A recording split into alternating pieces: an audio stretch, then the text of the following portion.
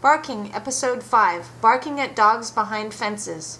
Kiko, my little chihuahua, used to be highly reactive to this Rottweiler on walks. Using counter-conditioning, I changed her emotional response from fear to calmness when walking past. She also now trusts that I will keep her safe, and she doesn't have to take matters into her own hands.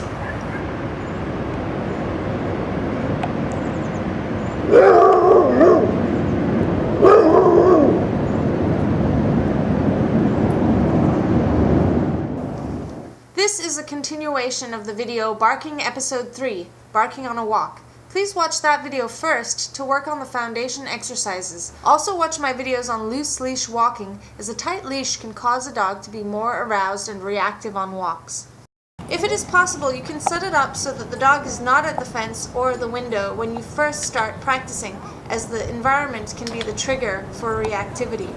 The neighbor's dog is not home right now, so we can practice at a closer distance than Doodlebug would be able to do if the neighbor's dog was at the window barking. As you can see, I'm doing conditioning. I am clicking the moment that Doodlebug looks at the window.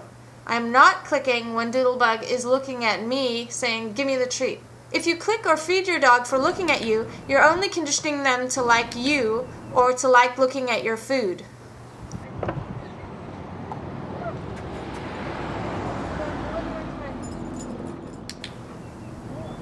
Step 1. Click and feed your dog as he alerts towards the gate he usually barks at before he barks, and then walk the other way.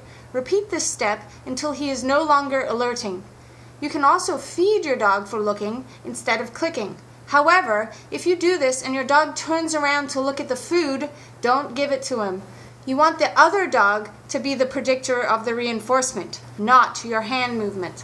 Step 2. Walk closer to the gate or window that the reactive dog usually appears at and either feed the dog as they are looking or click the dog and feed. Then walk away. Step 3. Pass the house in an arc.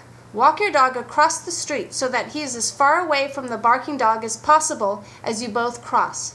As the dog begins to look confident and relaxed, you can walk the dog into a closer arc. Keep in mind not to walk too close to the other dog, as you don't want to cause it any undue stress. If your dog becomes reactive, simply say, "Let's go," and go the other way with no treat. Practice the cue "let's go" before using it with distractions. If your dog keeps reacting, make it easier for your dog. Walk up to where he is comfortable, click, and then turn back the way you came. Step 4. When you have changed your dog's emotional response to dogs barking at fences, continue to give your dog information and feedback. Walk past the barking dog and tell your dog what a good dog he is for being so brave and relaxed. Remember, you can use your voice and calm touch to tell your dog they are wonderful. You can also use calming signals as you pass to tell your dog you are not worried about the other dog. Here I am practicing with Kiko our "let's go" cue, so when she is growling or barking, I can call her away. Since she wasn't barking when I'm calling her away, I can click her for coming with me. You might have to cross or walk in the road to give your dog enough distance at first when passing the other dog. So make sure you're looking for traffic or find a safe situation where you can walk past the reactive dog, giving your dog enough distance. You can also choose to click or feed your dog when they hear the other dog bark. So the sound of barking is the predictor of reinforcement.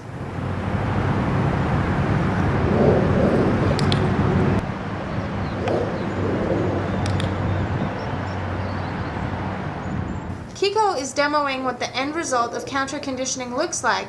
She is ignoring the other dog and going about her business calmly. She's not focusing on the other dog in order to get a treat. Here are some tips. 1. Use management and prevention. Start practicing this exercise with the dogs that your dog has the lowest reaction to, and then work up to the ones that he has the highest reaction to. If that means driving past the house up the street and getting out to walk your dog, it's worth it. 2. If your dog recently reacted to another dog on a walk, when passing a house with a dog at the gate, go back a step and increase the distance because your dog will be more likely to react because of stress hormones. 3. If you're not seeing improvement, try using better treats and try working from further distances first. You can also practice just hanging out in front of your house or practicing settles with your dog on leash to help your dog be calmer when outside. 4. Don't leave your reactive dog behind a fence or window when you're not home, as they will learn to become reactive to other dogs.